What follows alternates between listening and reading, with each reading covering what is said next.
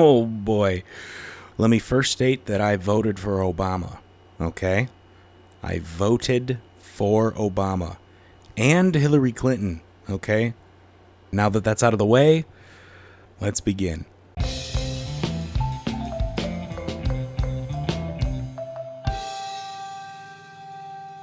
The Barbenheimer Phenomenon has been interesting to witness. What started out as a dumb meme, juxtaposing, or rather combining two films that truly couldn't be more different, ended up morphing into quite the cultural event. A chord was struck here. The box office numbers don't lie. Both films, Oppenheimer and Barbie, have made so much money. And this came at a time when the art form of storytelling in film seemed dead. Cookie-cutter franchise films and record lows in theater attendance. But with Barbenheimer, there seems to be a breath of fresh air in the industry, as if we're finally entering some overdue renaissance. Now, I hope our culture is about to get better, but the cynic in me thinks Hollywood studios will get the wrong message. Mattel is now making a cinematic universe of toy films because of Barbie's success. And it wouldn't surprise me if something similar could happen out of even Oppenheimer, where every year the studios make some big science invention biopic. I can see the projects being greenlit now. Edison and Tesla fight over electricity, the Wright brothers build the airplanes, and etc. And for a while, this trend might be better than what we've had, but we'll still fall back into the same cycle of some psychopathic group of Hollywood execs cashing in on algorithmic trends that most likely aren't even there. Because it doesn't seem obvious to me why these films were so successful. It just doesn't seem like either one of these pictures would be all that alluring to the common person. Another product movie and a wartime story we've all heard a million times. But for some reason, the common person showed up to the theaters. Even though these films ended up being pretty good and pretty original, I think there might be an additional force at play. Maybe this phenomenon wasn't about returning to when movies were good and auteurs poured all their passion into telling an original story. Maybe it had nothing to do with the art of filmmaking at all. Maybe it had to do with the one thing these two films had in common: the era of the nuclear family. A time when men wore suits and did the important work, when women weren't shamed for being pink and soft, when America did triumphant things, when it defied the heavens and split the atom and destroyed the enemy with the bolt of Zeus, and when women did their best to look pretty for them. Maybe these two films were so successful because millions of people long for a return to this era, or at least something closer to it. A return to tradition. A return to the nuclear family. Yeah, this isn't going to be the sort of video where I analyze either of these films. If you want me to do that, then say so in the comments and maybe I will, but right now I'm not talking about what these movies say. I'm talking about what their popularity says. Maybe this has something to do with the public subconsciously longing for a return to the nuclear family. And no, I'm not trying to claim some scientific truth here, alright? This essay is just good old dumb philosophy. Like when Zizek, or however you say that guy's name, talks for 20 minutes about the Quesarito from Taco Bell being a representation of androgenized male and female genitalia. Don't take this shit too seriously, okay? I'm just throwing some dumb ideas at the wall that occurred to me when I was on mushrooms, and maybe some of you will think some of them stick. With all that being said, whatever the reason behind Barbenheimer's success, I do think that people today ought to long for a return to the nuclear family. Obviously not all the way, maybe not even halfway, but certainly in that direction. If only for the reason that, well, I think we have to if we want to survive. The only way people can have a future is if people have kids. And guess what? We're not. The demographic problems in the modern world are near terminal at this point. Gen X hardly had any kids, the millennials are doing even worse, and the Zoomers, I mean, most of the Zoomers aren't even having sex. There's a popular social trend, much of which grew through TikTok, for 20-year-old females to sterilize themselves. And then, of course, that's not even to mention the sterilization involved in transitioning. Half of 30-year-olds are single, and for the first time in human history, 1/3 haven't had sex. This is beyond alarming. Our population chart should look like a pyramid, with lots of kids on the bottom and with way less people the higher up you go. But for the first time in human history, it doesn't look like a pyramid. The situation is dire. That's clear. What isn't clear is what's causing it. It's much more expensive to take care of a child these days, let alone oneself. Wages are down, inflation is up. Most people will spend their lives in debt and never own anything. We're clearly moving back to the state of every other human civilization in which there's a ruling class and a peasant class.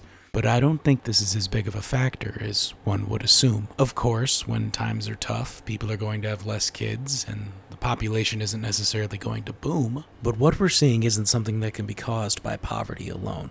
This has to do with the very structure of our society. It has much less to do with people having the means, much more to do with them having the will. In all of human history, even in the worst catastrophes, whether famine or pandemics or world wars, people were still churning out babies. The source of the dropping birth rate, it can't be just economic. It also is something far more psychologically complex, something spiritual, for lack of a better word. Or maybe spiritual is the perfect word. Maybe we're slipping into the exact sort of nihilism that Nietzsche said we would if we killed God. Because yeah, we killed him. Right on the cover of Time. Now look, I'm not a Christian. I don't believe in God. But I still think most people probably should. Without the church, marriage just doesn't mean what it used to mean. Seeing as how over half of them end in divorce now. People need to feel like their lives, their families mean something in some grand cosmic story. Most people need religion. Social justice has attempted to be a synthetic replacement, with a looming, laughably unrealistic doomsday scenario and all, but it clearly isn't doing the trick. But hey, maybe we are mature enough as a species to finally move past our need for the divine. However, even if this was the case, I still think we'd need the church, because the magic and the moral bullshit wasn't the church's primary function. It was the sense of community.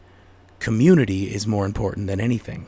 We evolved language for a reason. We are social creatures through and through, and the modern world has deprived people of this, especially if they have children. When you're young and don't have kids, you can still find a community in the modern world. It certainly seems harder than it's ever been. Social media has made everyone effectively autistic. No one knows their neighbors' names. 20% of young men don't have a single friend. But still, a community is possible in the modern world. There's plenty of stuff for young people to do, especially in the cities. There's all sorts of activities, all sorts of clubs and groups and hobbies and yada yada. But all of that ends when you have kids. When you have a child, you don't fit into any of those communities anymore. And that's normal, but the difference is, back in the day, once you had a child, you still had the community of the church. You may be a lonely mother just talking to your children all day, talking to people that can hardly even speak yet, but every weekend, every Sunday, you still got to see all of your friends dealing with the same sort of, parent issues that you're dealing with. Like, parents had a place where they could go. Parents had a consistent community. But there is no church today, so why the hell would any young person abandon their community when they're not going to have a new community given to them? But, I don't know. Anyway, I don't think I've upset enough of you yet. So let's talk about feminism. Women becoming citizens and entering the workforce and getting birth control and abortion, these are all great things. But holy shit, has it come with some side effects. The average woman has way more status than the average man these days. They dominate the dating apps and make up 70% of college students, with a far better chance of graduating. The modern world has spared no expense for women, while all it's given men is more time to be made docile in front of computer screens, simulating the wars and stories they long for their lives to be part of, and of course the beautiful women they no longer have to chase or even meet. It seems we're pushing for women to replace men, without giving any thought as to who's going to make the babies, or to what the men are supposed to do now. In every civilization ever, the young men have been the ones who do all the work, especially the groundbreaking, game-changing work. They fight the wars, they lead the institutions and industries, they invent everything, they create the culture. Maybe women can be just as good as this, although the IQ distributions would suggest differently, but still, even if they can, what are all the men to do?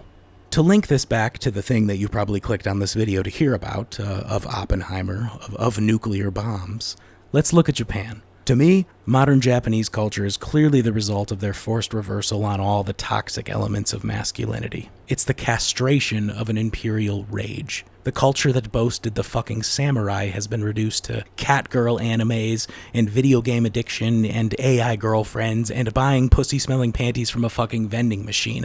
And look at their birth rates. In a generation, their population will halve.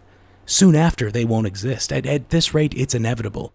Nothing about our modern liberal utopia is inherently bad, but since we haven't cracked the code to immortality, and since we can't grow babies in test tubes, keeping it going much longer is simply an impossibility. Today, most men fail to find purpose, and most women fail to find happiness. Women spend their 30s chasing a career, never taking any time to find love, and then wonder why their depression rates are at an all-time high. For as miserable as the men are in this new setup, the women feel even worse.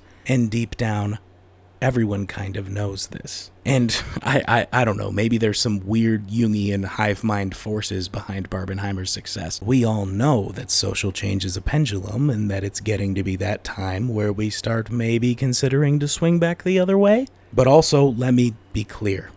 Not everything about the nuclear family was good. Obviously, all people are not going to fit into the same societal blueprint. I'm not saying that all women need to be these maternal mothers or that women are incapable of chasing status in a career. Not all men are the football stars and not all women are the prom queens. People are different. They have a thing called a personality, or what the modern world calls a gender. What traditional eras like 1950s America fail to see is that there is no one-size-fits-all for men and women. But the modern world seems to be making a similar mistake. Thrusting the pendulum to the extreme opposite can only get you so far. The modern world has more opportunities, but it also comes with some side effects. Now, the women who are just naturally more driven look down on the women who long to be wives and mothers. For a woman to be respected at all in this new woke world, she must go to college and chase a career, which I agree is good for the women who want to do that, but not at the cost of discouraging all the rest from doing the opposite. For the most part, I'm on the left of the political spectrum. And again, I'm not saying that the past was perfect. Maybe the Barbie doll beauty standards of the past weren't the healthiest for young women. But I don't think anyone with any sense would say that Lizzo pushing for girls to look like her is much better. Sheltering developing teenagers from anything remotely sexual was unwise. But so is letting drag queens give lap dances to toddlers. Pushing the pendulum to the complete opposite side is not the way to fix things. If you push too fucking hard, you'll break the entire clock. Maybe I just need to start looking for a serious relationship. I don't know, maybe the world is just a cruel projection of my own Truman Show season conflicts, and once I decide to play the game, the rest of the world will too, but I doubt it. Really, we just need a war. Taco Bell publicity for something called Quesarito, which is quesadilla and burrito, combination of the two. And it's presented in such an obscene way that if you combine the two, it's really like a penis enwrapped by a vagina. A young guy and a girl sit during lunch break at a table. One has quesadilla, the other burrito, and they look at each other and imagine the future. They start to talk, they get married, have children, get married, have children.